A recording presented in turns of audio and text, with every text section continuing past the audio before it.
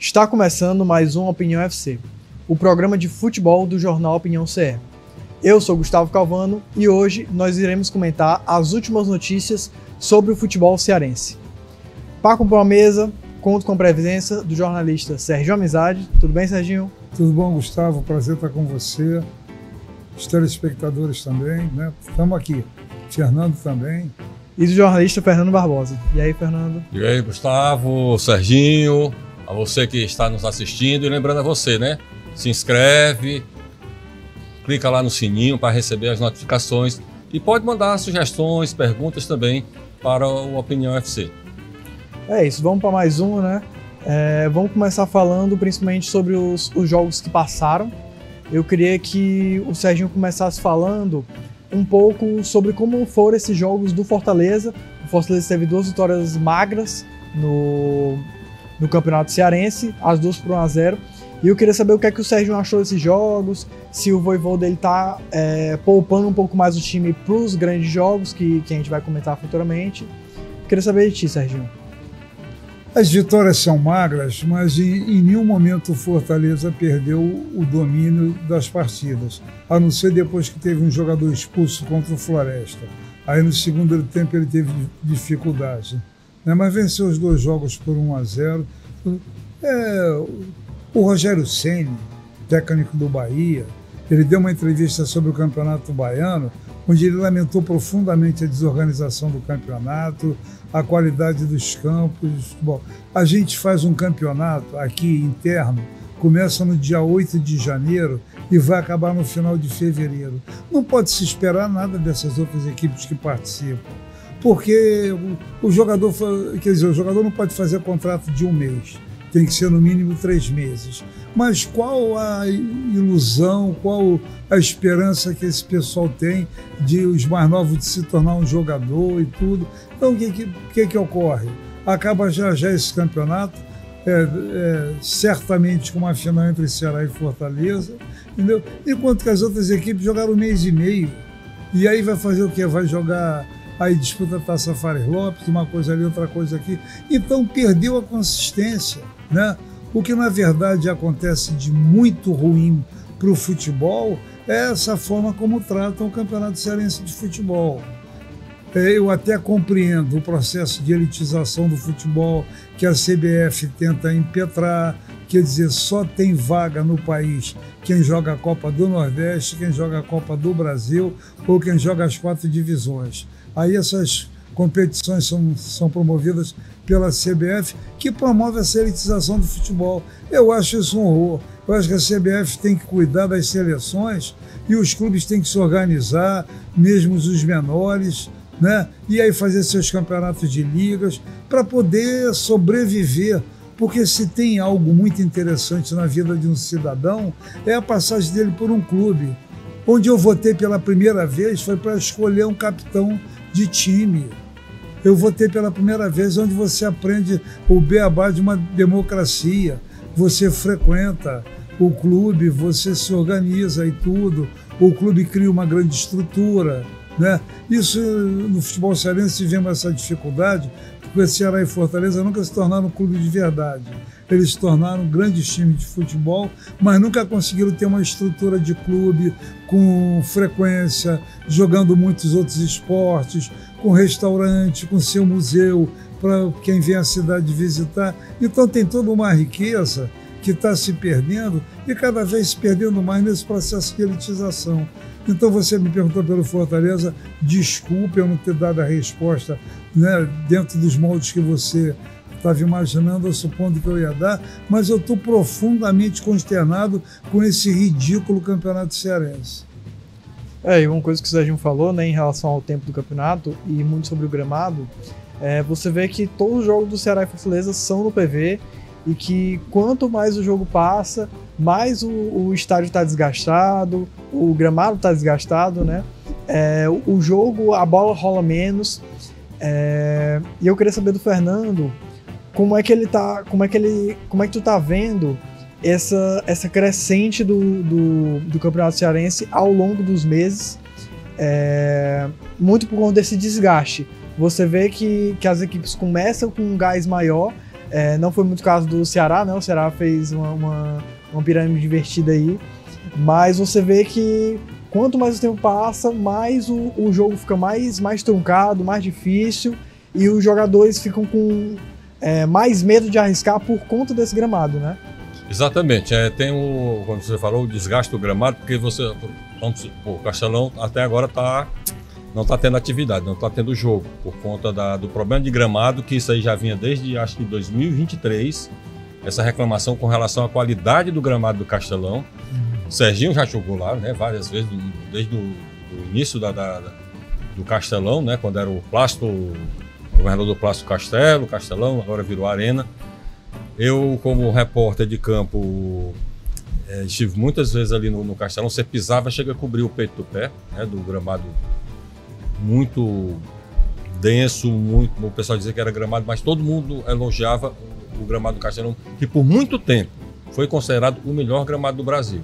E de repente, depois que passou por essa parceria público-privada de administração, né, caiu a qualidade. E o PV, com jogo dia sim, dia não, pode ter problemas agora, por exemplo, quando começar o Brasileiro, vai ter tempo melhor o Poder Municipal dar um trato para que outro volte novamente no ano que vem a ter, quando começar o torneio cearense, que deixou de ser campeonato, né? É brincadeira, você começa o campeonato em janeiro e termina no início de janeiro e termina no final de fevereiro, não pode ser chamado mais de um campeonato, mas sim de um torneio estadual. Isso é aqui, é no Rio Grande do Norte, é na Paraíba, é em Pernambuco, é na Bahia. O Rogério Ceni, nesse ponto, ele foi muito assertivo. Estão realmente, como o Serginho disse, estão querendo elitizar as competições, né? Praticamente a CBF quer deixar só Copa do Brasil, Campeonato Brasileiro e Copa do Nordeste aqui e a Copa Verde lá no Centro-Oeste. Nem a Copa Norte está tendo mais interesse por parte da CBF. Pois é, agora que a gente comentou sobre os jogos que passaram, eu queria que a gente falasse um pouco sobre o jogo de hoje, que hoje o Fortaleza vai enfrentar o Sport lá em Recife. A gente sabe que é um clássico, né? Um clássico regional, e principalmente pelo histórico recente de violência nos jogos, né? Tanto ano passado, que teve a violência dessa torcida do Sport em cima do ônibus do Fortaleza, jogando pedra, jogando bombas caseiras, acabaram machucando diversos jogadores. João Ricardo foi um deles que ficou bastante ferido. E você vê o episódio que aconteceu recentemente em Recife, agora nesse sábado, e ficou um clima ainda mais hostil e que pode muito bem ser levado para dentro de campo. Eu queria saber qual era a expectativa de vocês para essa partida de amanhã, se esses acontecimentos recentes podem influenciar no resultado da partida. Eu penso que, de alguma maneira, os jogadores do Fortaleza podem ficar meio traumatizados com o fato que aconteceu, que já tinha acontecido quando a delegação foi agredida no caminho de volta, né? No caminho de volta, eles estavam voltando, quando aí tinha uma porção de torcedores do esporte, quer dizer, eu não vou nem dizer torcedores do esporte, tinha uma porção de vagabundo, milícia, malandro e tudo, bandido solto, mesmo. Bandido mesmo, entendeu? Esperando para fazer o tipo de agressão. O Fortaleza voltou lá e meteu 4. Moisés foi 3. Moisés fez 3. Então eu acho que o jogo, quer dizer, não vai ter esse caráter violento, porque os jogadores em campo, os jogadores do esporte também ficam traumatizados, porque eles veem essa coisa toda acontecer em volta e eles também jogam fora, entendeu? E é um problema essa questão da violência que não resolve. Acho que o Fortaleza pode até não jogar bem, pode até perder o jogo, porque faz parte, mas não será necessariamente por conta disso. Embora possa ter um ou outro jogador que possa se sentir mais melindrado diante dessa situação. Mas é um jogão, o Fortaleza tem mais time, entendeu? E vamos ver como é que a bola rola. Exatamente, é o clássico dos leões, que o pessoal chama, né? Um clássico já tradicional aqui no futebol do Nordeste. Agora, time por time, o Fortaleza tem condições de manter a escrita de há muito tempo não perder jogo para times pernambucanos. E eu acredito não ser impossível, apesar de ser um jogo de torcida única, né? Não vai poder ter a torcida visitante. Os jogos de Santa Cruz e Sport, de acordo com a liminar concedida pela Justiça, esses jogos serão de torcida única. Já foi feita a recomendação para que, para o jogo de logo mais, seja feita o cadastramento, né, os reconhecimentos faciais e também biométricos. E a partir de março, esse reconhecimento facial, reconhecimento biométrico, passa a ser obrigatório, sob pena de o time pagar uma multa por evento onde esses procedimentos não forem adotados. Pois é, vamos esperar que seja um jogo bom de se assistir e que não ocorram mais esse tipo de situação que é triste, porque semana passada a gente já tinha comentado sobre ocorridos recentes, tanto na torcida do Fortaleza quanto na do Ceará, e agora foi novamente na do Sport.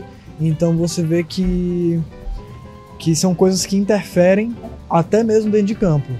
Então, assim, mesmo não tendo torcida, vamos ficar aqui na torcida para que não atrapalhem o jogo.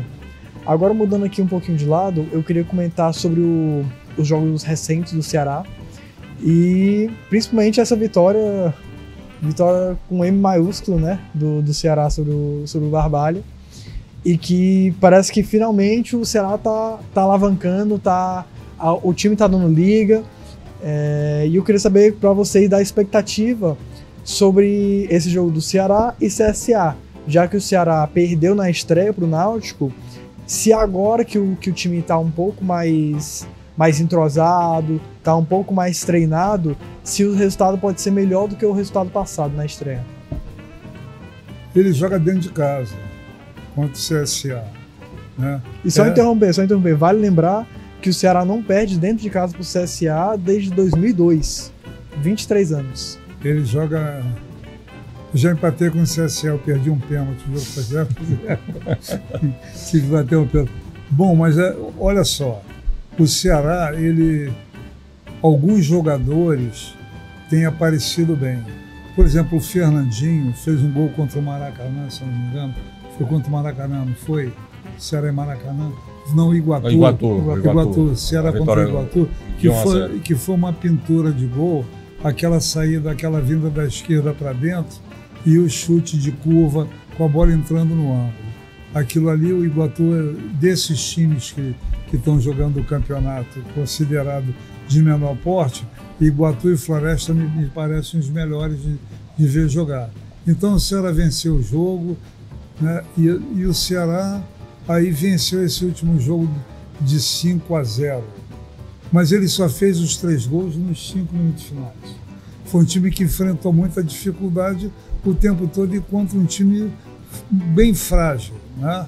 Então o Ceará, ele tem algumas peças que estão começando a aparecer bem no time. O lateral direito que estreou contra o Iguatu, né? Estreou, né, no segundo tempo, e estreou muito bem.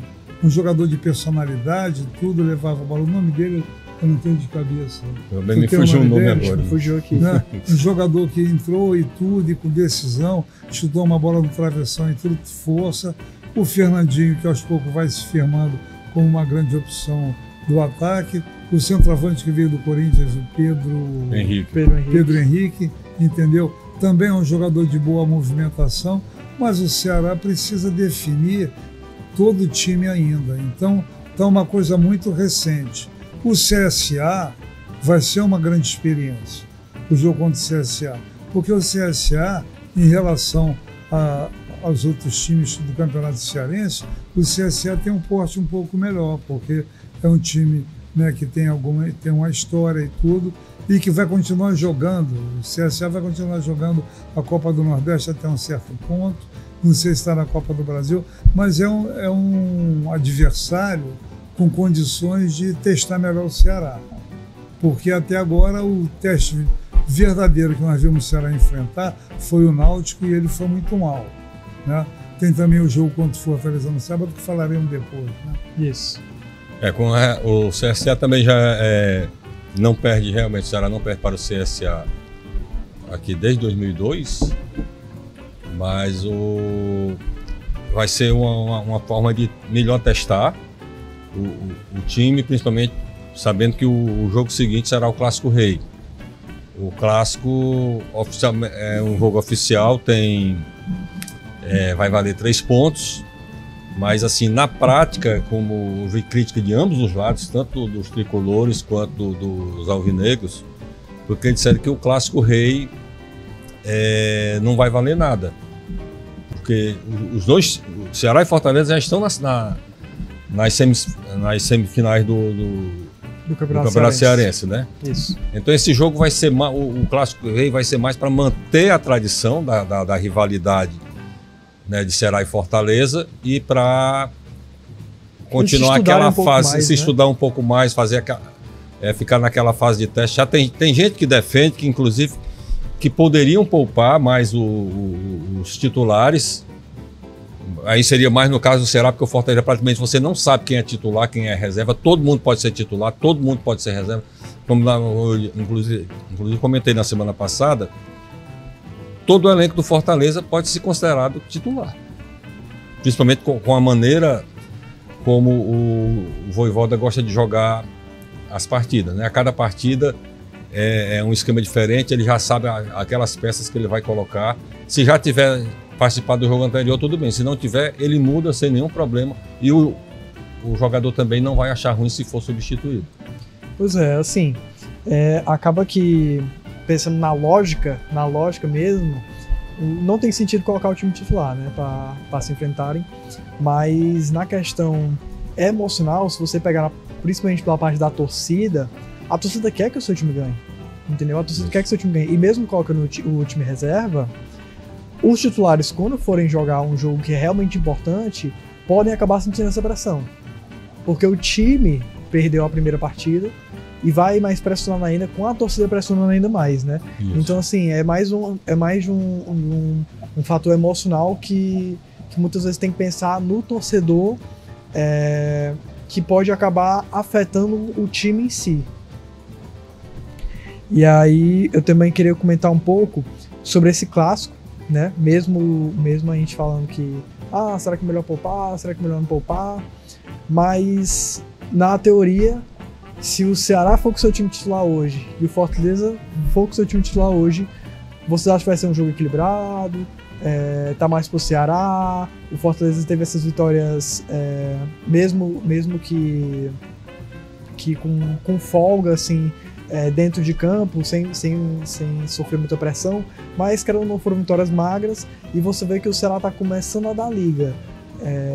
Nessa teoria, vocês acham que os dois indo com força total, um para ganhar do outro?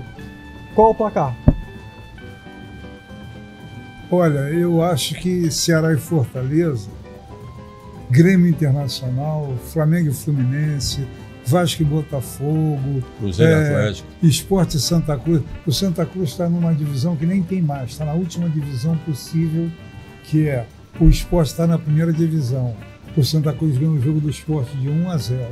Então, esses jogos, os clássicos locais, eles nem servem de referência para pensar se o seu time está muito bom para jogar o Campeonato Brasileiro ou se está fraco. Eles têm uma vestitura, né, uma roupa própria. Um time pode não estar jogando nada, aí o Fortaleza pode estar na pior, vai enfrentar o Ceará pode perder o jogo para o Fortaleza. Às vezes aparece um jogador que estava sem jogar nada, aí o cara vai e faz um gol, e aí ele passa a ser o ídolo daquela semana porque ele fez um gol. Já vem na primeira página do jornal, aí o cara cria marra e fica todo feliz com aquilo porque fez um gol. Entendeu? No meu tempo era muito maior porque os jogadores ficavam no centro da cidade. Hoje em dia eles estão mais distantes porque eles moram em condomínio, né? Aí aquela coisa mais fechada e tudo. Mas naquele tempo você tinha vergonha de aparecer no cabaré. Você não aparecia, porque você se sentia envergonhado que perdeu o jogo para o Fortaleza ou para o Ceará. O que eu acho é o seguinte, quer seja o que for, sabe, é um jogo, e você colocou num ponto interessante, que você botou o dedo assim, você falou, o resultado influi. Seja lá o time que eles botarem em campo. Quem perder vai ter que correr atrás do outro, e a torcida já foi gozada. Porque a vantagem desses clássicos é o seguinte, é você ter o vizinho, aí tu sai de casa e ele, pô, você não tá com nada, entendeu? Então o clássico ele é isso, ele é a roupa da cidade, ele é a cara da cidade, e quem vence tira onda um no outro. O torcedor tira, né? Tem uns que brigam, que não são torcedores. Isso aí, né? Não. Mas eu acho assim, Gustavo, eu acho que jogar um Fortaleza Ceará, jogar um clássico, o clássico mais importante da cidade, é uma dádiva. É uma coisa assim que o sujeito, naquele dia, Ceará e Fortaleza, aí o torcedor vem com... Se lembra daquele gol que o cara fez? Se lembra de outra coisa, entendeu? É uma paixão. Jogar Ceará e Fortaleza é uma coisa que você precisa se orgulhar, seja lá da maneira que for. É uma sensação que o Serginho tem que, infelizmente, a gente não vai nunca poder presenciar, né? Não, quer dizer, eu gostaria de estar jogando até hoje. O clássico, se a gente for analisar desempenho, time por time, o que fizeram até agora no regional, daria para cravar com certeza o Fortaleza como o favorito. Mas como o Sérgio disse, tem aquela mística. Você pode estar aqui, o seu rival, o maior rival está aqui, mas na hora do clássico tem algo místico que ninguém consegue explicar. As forças se igualam e nem sempre aquele que teoricamente era o franco favorito, ele sai vencedor. Determina a lógica que, por conta até de esse clássico rei, o primeiro, né, desse ano, e provavelmente terão pelo menos mais 2 nas finais do campeonato e certamente 2 na Série A do Brasileiro. Vão ter em média pelo menos 5 clássicos reis nessa temporada de 2025. Mas o empate seria, acho que, o mais esperado para esse primeiro clássico rei do dia 8. Eu também, se fosse dar um chute, é aquele chute mais seguro, né? O 0x0, 1x1. Chutava para um lado e chutava para o outro. Eu chutaria 1x1. Eu digo que o... Não tem graça, um clássico desse é bom, mesmo que seja um empate, mas que seja um empate com gols. Sim, sim. Eu queria que a gente comentasse também agora, antes de finalizar o programa, falar sobre o que está mais na boca do povo, né? O grande assunto no momento no futebol brasileiro, que é a volta do Neymar para o Santos. E aí eu queria saber, tem várias questões que eu gostaria de debater com vocês, que é a volta do Neymar. O que é que vocês acham que causou isso? Porque no vídeo de despedida dele do Al Hilal, ele comenta que no Al Hilal ele e a família dele foram muito bem recebidos, mas que o carinho que ele teria aqui no Brasil só o Santos poderia proporcionar. Eu queria saber se vocês acham que o Neymar ele veio mais pela essa questão emocional ou mais por uma questão técnica para tentar se preparar para uma Copa do Mundo. Depois a gente também pode comentar um pouco sobre a questão contratual dele, né, que é um contrato de apenas 6 meses. Eu queria que vocês comentassem um pouco a opinião de vocês sobre a volta dele. Quer dizer, nesse lance, quando o Neymar sai do Barcelona e vai para o PSG, fica muito claro que ele queria ser quer dizer, já era do ponto de vista técnico um dos grandes jogadores do mundo, mas é evidente que ele queria um espaço próprio, talvez o PSG campeão mundial de clubes, e que isso levaria ele a uma bola de ouro, porque tem uma coisa que com o Neymar ainda não aconteceu, né? Ele ser uma coisa que ele gostaria de ser o cara, por exemplo, foi campeão do mundo. Teve aquele jogo contra a Croácia, na Copa, que acabou tomando o gol de empate no final e perdeu nos pênaltis, deu que ele tinha feito um golaço bonito na partida. O gol foi dele. Então o Neymar é um jogador, o Ou é ou era. Eu não sei exatamente como vou me posicionar. Mas é evidente que enquanto ele ainda quiser jogar, ele vai sempre representar uma expectativa dentro da seleção brasileira e dentro do povo brasileiro. Porque, embora muita gente critique, ele tem talento. E o mais é que ele ganhou apoio de jogadores como o Zico, jogadores como o Romário, né? O próprio Casagrande, que também comenta. Então, o Neymar está sendo visto como um jogador que a seleção brasileira precisa dele, entendeu? E eu não sei se ele volta a jogar como ele jogava, até porque eu não sei a gravidade da contusão, como ele volta, entendeu? Se ele não vai se contundir depois com facilidade também. Aí você tocou na palavra carinho, que ele teria mais carinho, né? O Neymar está o tempo inteiro procurando carinho. Carinho não é coisa fácil, não. O cara tem que se dar também, entendeu? Para ter carinho, sabe? E o Neymar, ele transita num terreno muito próprio. Ele sempre foi muito personalista no sentido dele, isso, aquilo. Muito outro, individual, né? Atitude muito individualista. Recentemente, né? Ele até comentou que a ida dele pro PSG era para jogar com os brasileiros, para talvez ter um mais entrosamento assim, para quando forem para a seleção brasileira, que ele queria estar entre amigos, mas a interpretação desde sempre da saída do Neymar do Barcelona era que ele queria esse protagonismo para ele. Isso. Né? E você, não sei se você vai concordar comigo, mas por exemplo, o Neymar foi um dos jogadores de destaque do futebol brasileiro que mais demorou a ser negociado, porque havia uma pretensão da diretoria do Santos de que o Neymar conquistasse o título de melhor jogador do mundo jogando pelo Santos. Porque há quanto tempo um jogador do Brasil é considerado o melhor do mundo jogando em um time brasileiro? Faz tempo. Eu não tenho. Eu também não.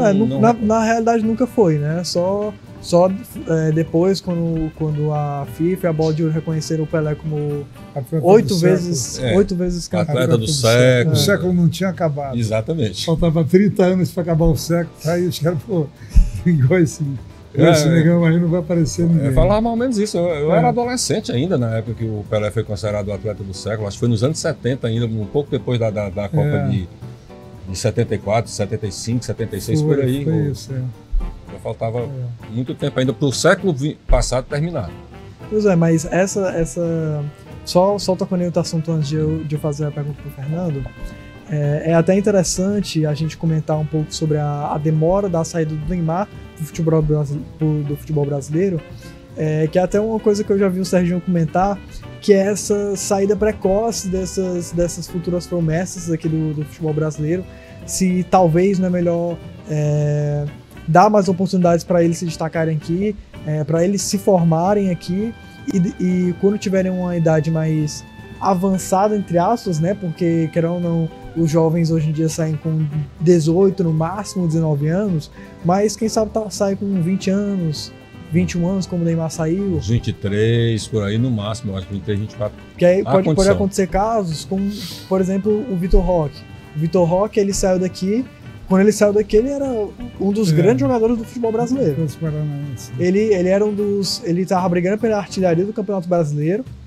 E quando ele sai do Atlético Paranaense, ele era até uma visão que eu tinha na época, pessoal minha, que eu olhava assim, eu ficava, poxa, realmente o Barcelona dessa vez acertou, porque ele já tinha completado 18 anos, ele ia esperar a temporada no Brasileirão acabar para depois ele ir pro Barcelona.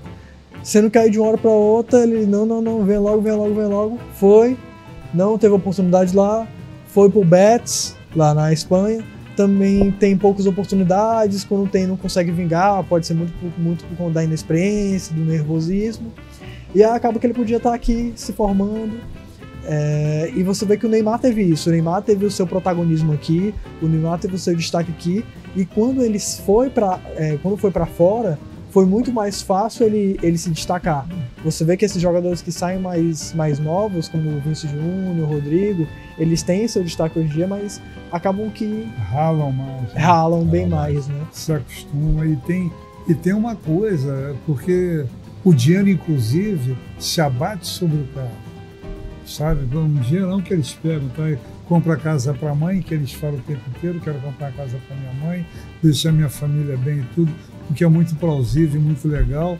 Agora, não é fácil você, entendeu? Ir para um país que você não sabe a língua direito, e principalmente que a gente não tem, na base do futebol brasileiro, uma formação muito boa de estudo, entendeu? Sabe? Tem duas coisas que dizem que bota pobre para frente no Brasil. É topada, quando você topa com uma pedra e bate nela e vai para frente, de futebol. Então é uma coisa difícil mesmo de jogador brasileiro ir muito novo para o exterior e conseguir se firmar.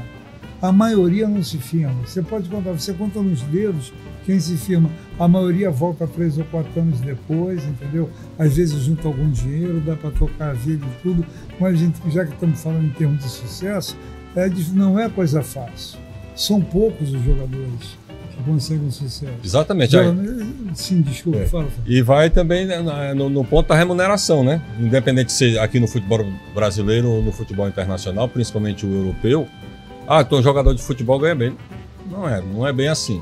E a mesma coisa com relação aos jogadores que saem daqui para tentar a vida no futebol na Europa, principalmente Espanha e Itália.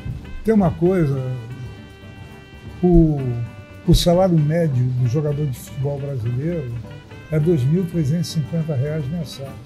Porque quando a gente fica vivendo num país que quer o tempo inteiro favorecer as elites, a imprensa quer, a política é voltada para isso, entendeu? Tá aí, quer dizer, qualquer esforço que se faça, como está se fazendo hoje em dia no sentido contrário, de tentar igualar a classe social, não é visto com bons olhos, entendeu? Então você tem sempre essa coisa dominante no país. Então quando fala em salário de jogador de futebol, o nego pensa logo numa coisa maravilhosa. Pega essa rapaziada que está aí, vamos lá, pega 30 do Barbalha, pega 30 do Iguatu, pega 30, eles vão à luta, tem uns caras que sabem. Você vê que é uma exceção. Agora, não tem como desenvolver em 1 mês e meio. Não dá. Não dá para jogar, entendeu? Então aí você tem essa triste realidade, sabe? Que é a realidade do futebol brasileiro, que como é a manifestação cultural que mais associa a gente no país, né? São milhões e milhões de pessoas que se deslocam semanalmente para ver um jogo aqui, ver um jogo ali. Então, né, eu não estou dizendo que os clubes deveriam receber dinheiro por isso. Não, mas seria uma política muito interessante compreender a importância do futebol brasileiro e como ela pode gerar paz, alegria e harmonia entre as pessoas. E não ficar incentivando a competição desesperadamente, que acaba dando no que dá, entendeu? Aí vão aos jogos de futebol, um bocado de bandido, um bocado de vagabundo, e disfarçarem torcedor de futebol, sabe? Então, quer dizer, eu voltei um pouco ao assunto, né, que nós começamos aqui, sim. Porque eles acabam se encaixando. Exatamente. Eles acabam se encaixando. Da mesma maneira com que você paga mal, vê mal, recebe mal e trata mal, sabe? O futebol fica assim, fica dessa maneira, sabe? É duro. Pois é, só para finalizar o assunto do Neymar, eu queria que a gente falasse assim sobre o impacto que o Neymar pode trazer para o futebol brasileiro na questão econômica. Porque se você até um assunto que a gente já comentou nos programas passados, que o mercado do futebol brasileiro ele está muito superfaturado, ele está muito inflacionado, os jogadores estão ficando caros assim no nível exorbitante em relação aos outros anos. E o Neymar pode impactar isso positivamente, sendo um maior atrativo para jogadores virem para o futebol brasileiro e quem sabe aumentar ainda mais o nível técnico, porque acaba que a gente fala muito a gente estava comentando anteriormente sobre essa regressão dos jogadores brasileiros de volta no Brasileirão, no futebol brasileiro, normalmente eles voltavam na faixa dos 34, 35 anos. Hoje você vê um pouco mais cedo alguns jogadores voltando com 33, 30, 20 e poucos, que alguns deles vêm como uma oportunidade de ganhar um holofote maior. Que às vezes ele tem um holofote maior até mesmo do que na Europa. Então você vê um crescimento desse. E para encerrar, eu queria só perguntar para o Fernando, o Sérgio já deu a opinião dele, né? Eu queria que o Fernando comentasse essa volta do Neymar. O que é que a gente pode esperar? A gente vai esperar um cara diferenciado, um cara que vai fazer a diferença no futebol brasileiro, que vai deitar no futebol brasileiro, ou que ele vai ter dificuldades? Porque se a gente pegar o histórico recente do Neymar, você vê um histórico com muitas lesões, contusões que atrapalharam a carreira dele, mas você também vê momentos em que ele estava em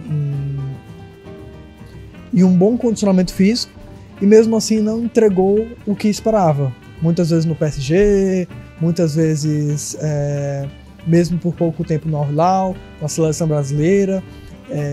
Se a gente pegar na Copa do Mundo, o Neymar começou a Copa do Mundo saudável, né? E ele fez uma boa Copa do Mundo, mas fez só 2 gols. Fez só 2 gols em fase de grupo e em eliminatórias. Então, esse cara tá voltando a ser o que era antes? Será que ele ainda tem chance de voltar a ser o que era antes? Ou ele tá aqui só de passagem pelo futebol brasileiro? Ele veio com um grande marketing, mas a gente, como você bem frisou, a gente tem que atentar bastante para o histórico de lesão, né, de lesões no caso. O Jorge Jesus, uma das razões de ter sido favorável à saída dele lá do futebol árabe foi exatamente por conta das lesões e ele jogou poucas partidas, né, na última temporada, salvo engano 7. Ou seja, foi abaixo da expectativa. A época que ele saiu do Barcelona para o PSG, o que complicou muito era ele querer o protagonismo total para ele e não rendeu o que o PSG esperava. O PSG, o torcedor do PSG, ele é muito ressentido por conta de o PSG ser um bom time na França, mas nas competições continentais o desempenho do PSG é muito baixo, é muito abaixo do esperado. E não aconteceu com o Neymar, com o Mbappé, né? Essa turma que foi jogar no futebol francês. Até o Messi não conseguiu transformar o PSG num time copeiro, né? Como a gente costuma chamar aqui no Brasil os times que participam dessas competições continentais aqui, a Sul-Americana, a Libertadores, como acontece lá no futebol europeu com a Champions. Perfeito. Então, assim, resumindo, eu acho que ele não vai atender às expectativas do torcedor santista. É porque acaba que só vou finalizar, né? A expectativa, quando você pensa em Neymar, você pensa naquele menino que era explosivo, que pegava a bola e driblava, e talvez até visando a Copa do Mundo, isso não seja bom pro Neymar, até mesmo para o Neymar, pensando nesse condicionamento físico dele, já que é uma questão bem complicada. Será que vale a pena correr aqui para tentar driblar, para tentar um lance? Então eu acho que o Neymar vai vir mais como aquele cara maestro, domina a bola, faz um lançamento, dá uma enfiada, entendeu? Para não se arriscar tanto, porque ele já frisou que o objetivo dele é a Copa do Mundo. Mas eu queria agradecer a participação de vocês em mais uma Opinião FC e eu queria que vocês dessem as considerações finais. É um prazer estar aqui toda terça-feira, né? A gente conversa e os assuntos são interessantes, geralmente são os assuntos da semana e estamos aí, vamos em frente. Gustavo, agradecer a você, a companhia do Sérgio Amizade também, a você torcedor, a você torcedora que está nos acompanhando aqui agora toda terça. Então vamos esperar e na próxima terça temos mais futebol para conversar, mais Clássico Rei para discutir. Vamos esperar que não tenhamos de falar aqui sobre mais casos de bandidagem, de violência protagonizada por bandidos travestidos de torcedores. Perfeito. Queria agradecer você também, telespectador, que assistiu a gente até aqui. Se você gostou desse nosso bate-papo, deixa um comentário, deixa um like.